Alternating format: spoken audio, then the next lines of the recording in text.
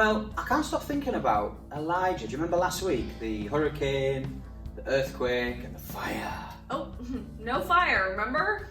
Oh yeah, sorry, no fire. But you know what, it was totally fascinating to me. So I grabbed a book and I thought I'll continue my investigation that way. No fire though. Oh, so what did you find out? So, well, have a look at this. So in the Bible, a long, long time ago, God said to Abraham that he would make his family huge. Oh yeah, as many as the stars. I remember that part. Man, God speaks in so many different ways. How did he talk to Abraham? Well, let's not get too ahead of ourselves. Let's concentrate on what we're doing this week, Christa, first. Yeah.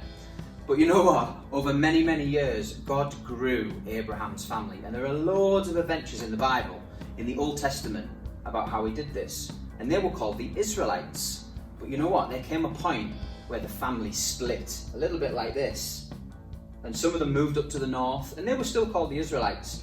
But the people who went to live in the south, they took the name of Judah. And not only did they split, but Israel split from God as well. What? Really?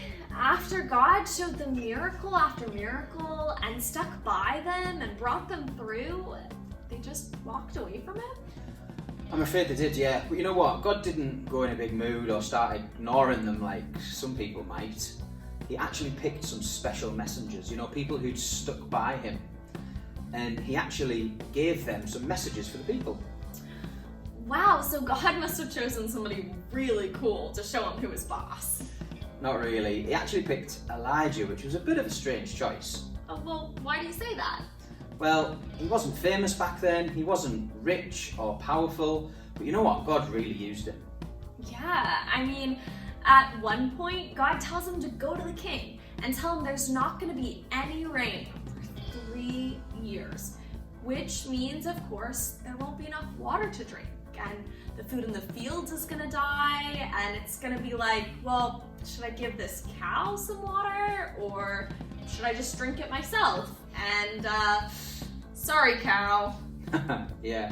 Well, hang on. Does that mean that there wasn't enough food or water for Elijah?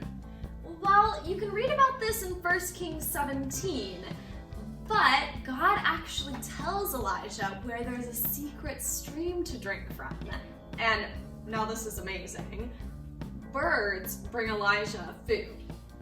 Birds? What, you mean like flying, flapping birds? Yep, the Bible says they were ravens. Those huge blackbirds. And for a while, in the morning, these birds bring Elijah some breakfast, and in the evening, they bring him some supper. Okay, so Elijah bravely stepped out and did what God told him, and God looked after him. Yeah, but eventually the stream dries up. But Elijah trusts God, and he listens out for what God might be saying next. And God says, go live in this place, and Elijah meets this lady, this really poor lady. And Elijah, being the bold guy that he was, says, go on, make me some bread and bring me a drink of water. But the lady only has one handful of flour left, just a little bit of oil, just enough for one last bit of bread. Oh, that's really sad. Yeah, I know. But Elijah says, okay, make me some bread. And if you do, that jar of flour won't go empty, and that bit of oil won't run out. Wow, so kind of like a magic jar that never runs out. Yeah, but not magic. A miracle. Something God made happen.